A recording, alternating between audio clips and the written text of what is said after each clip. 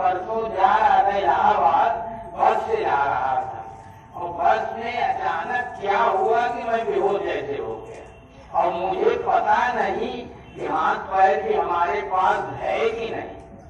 तब बस चली, थोड़ा हवा लगा, फिर थोड़ा ठीक हुए, लेकिन थोड़ी देर जाने पर फिर वैसा हुआ तो हम थोड़ा परेशान हो गए। श्री गुरु तो खैर याद थे, लेकिन दिमाग गड़बड़ा रहा था।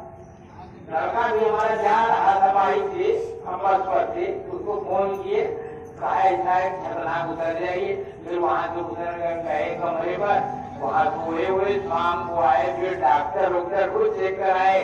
डॉक्टर कहे कि बीपी ज्यादा हुआ, नापन तो 140, 120 नहीं 190, 140 सामान्य बीपी है, कोई गड़बड़ नहीं थी। और शुगर 145 बताइए, वो भी सामान्य था। ऐसे लगता है कुछ कम था, लेकिन कुछ भी ऐसा नहीं है।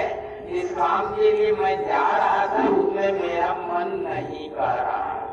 जब मैं खा पी कर चला तभी से, और श्री गुरु कृपा है, सब वो करते धरते हैं। और कल परसों मेरा सब परिवार में मेरी बीमारी ही रही, जगह जगह सब जगह से फोन आ रहे हैं, सबकी हालत खराब।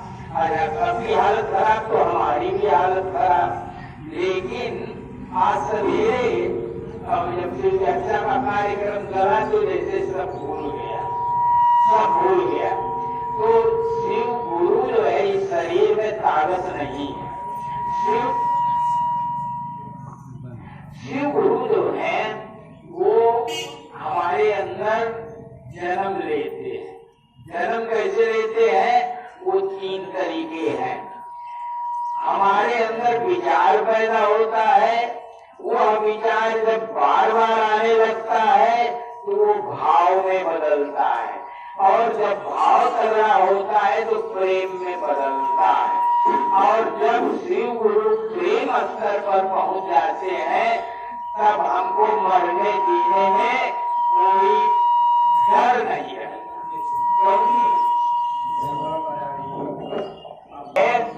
हमको बहुत भय नहीं लगता, क्योंकि हम लोगों की उम्र भी इतनी ज्यादा हो गई है कि अब लोग कहते 5 है बाकी बा, तो मर तो आदमी जाएगा नहीं, जब तक जिंदा है।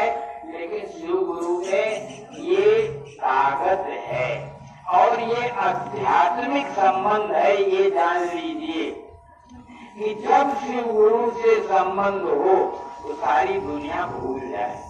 अगर दुनिया याद है तो इसका मतलब मन भरसा नहीं है। जब मन भरसा हो तो आप अपने शिव गुरु से दया मांगिए, हे शिव आप मेरे गुरु, मेरे माने हमारे, जब तक शिव अपने नहीं होंगे, अर्थात हमारे मन में वो हमारे शिव गुरु हरदम जितनी भी हमें परेशानियां हुई वो दिखाई दे। अगर शिव गुरु दिखाई दे रहे हैं इसका मतलब आपका हृदय कोई गड़बड़ नहीं है, और हृदय सही है तो दिमाग जान नहीं ले सकता। ये जान लीजिए, जब हृदय गड़बड़ होता है दिमाग खत्म हो जाता है। तो शिव गुरु हृदय में रहते हैं। तो हम जब ध्यान देंगे तो शिव दिखाई देंगे। तो हम जब बार बार ये कहेंगे कि हे शिव आप मेरे गुरु हैं, मैं आपकी शिष्य हूँ या शिष्या हूँ, मुझ पर दया कर दीजिए, ये बार बार कहेंगे तो शिव गुरु याद आने लगेंगे। और यह चीज, और फिर हम नमः शिवाय से जाप भी करेंगे। नमः शिवाय से जब हम जाप करते हैं तो सांस की गति जो है सरल होनी चाहिए। सरल अर्थात जितने तेजी से हृदय में खून बहता है उसी से सांस चलनी चाहिए। तगड़ी सांस बहुत अपना करके नमः शिवाय नहीं करना चाहिए। आपके हृदय जिस गति से चलता है सांस भी सहज भाव, उसे सहज प्रेम कहा गया है। शिव का प्रेम को सहज प्रेम कहा गया है। तो सांस जो है सरल भाव से चलनी चाहिए, उसमें किसी तरह की तकलीफ का अनुभव न हो। वो जा रही है तो हमें मन में नमः सुनाए, निकल रही है तो शिवाय सुनाए, सरलता से सुनाई भी रहेगा तो संसार से संबंध कट जाएगा। इस शरीर को बहुत आराम मिलेगा। हम आप जो है यहाँ अपने गुरु की चर्चा के लिए आते, यहाँ अपने गुरु की चर्चा के लिए आते हैं।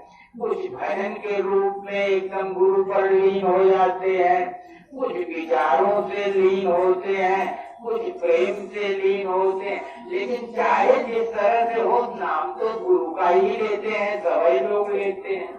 तो इस कार्य में एक ही जान लीजिए, जितने भी देवी देवता इस दुनिया में हमारे देश में हुए हैं, सब पर आरोप लगा है, सब पर आरोप लगा है। राम ने धोबी कहने से सीता को छोड़ दिया, सब पर आरोप लगा है, सभी देवी देवता। लेकिन शिव पर आज तक किसी तरह का आरोप नहीं लगा। एक ऐसे देवता है, ऐसे गुरु हैं जिनमें इस संसार का किसी तरह का आरोप नहीं है। जब हम एकदम पाक साफ आदमी को अपना गुरु बनाएंगे तो वो गुरु हमें अच्छा पढ़ाएगा। और इसमें नियम कानून की बात नहीं है, जितना हम अपने गुरु के करीब जाएंगे हमारा शरीर सुंदर होता जाए, हमारे व्यवहार सुंदर होते जाएंगे, हमारा उठना बैठना सुंदर हो जाएगा, हमारे अंदर दूसरा भाव आ जाएगा, हम सबसे प्रेम करने लगे। क्योंकि हमें मालूम है कि जैसे हमारे शिव गुरु हमारे अंदर है, वैसे गुरु कन्या का भी शिव गुरु है, लेकिन है वही शिव गुरु सबके अंदर है। तो जब सबके अंदर वही खून बह रहा है, वही शिव गुरु है, तो हम आप सबका प्रेम होना चाहिए। और यह जाति पांच और देवी देवता है, जाति से संबंधित है, कोई ठाकुर है, कोई यादव है, तो ऐसे देवताओं के पूजने से कल्याण नहीं हो सकता। हमारे शिव गुरु हैं, अच्छा शिव गुरु भी भैया ही नहीं है, कहीं पैदा नहीं हुए, वो कहाँ है? हमारे मन में। कैसे पैदा होते हैं? जब हम उनको गुरु बनाते हैं, बार बार कहते हैं कि हे शिव आप मेरे गुरु हैं, मैं आपका शिष्य हूँ या शिष्या हूँ। जब साल कोई साल ही कहते हैं रोज, तो धीरे धीरे हमारे मन में बेटवा बिटिया की तरह दिखाई देने लगते हैं। और जब वो दिखाई देने लगते हैं तो हम तकलीफ में, चाहे जितनी तकलीफ में पड़े, अगर शिव गुरु याद रहेगा तो हमारे किसी काम में गड़बड़ी नहीं होगी। अब गड़बड़ी होगी या अच्छाई हो जाने, उन्होंने बनाया है हमको, हम जब उनके साथ हैं तो हमारा काम करने का उनका दायित्व है। शिव गुरु हमारा काम करेंगे अगर हम समर्पण भाव से उनको अपना मानते।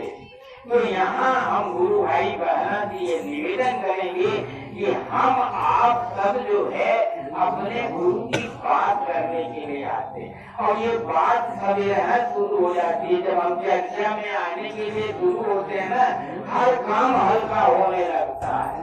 खाना पीना सब ऐसा तैयारी हो जाते, फिर समय से पहुँच जाते हैं। और कोई काम हो हम अपने बल से करें तो नहीं, क्योंकि शिव गुरु का काम है।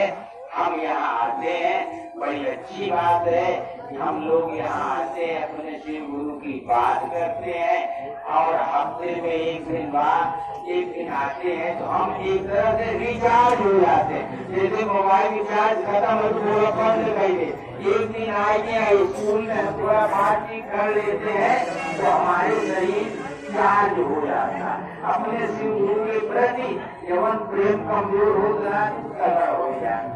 तो हम सभी, समय आज कम है, हम सभी गुरु भाई बहना से करेंगे कि आप जो है तीनों सूत्र दूसरे को बताइए। दूसरों को बताने से ही शिव गुरु अपने होंगे। बहुत सूत्रों को याद करिए तो नहीं होंगे, लेकिन दूसरे को बताओगे तो अपने आप वो अपने हो जाएंगे। सब शिव गुरु शायद हम दूसरे को बताओ सही, अपने कोनो चीज का जो हमारे तभी हम बताओ।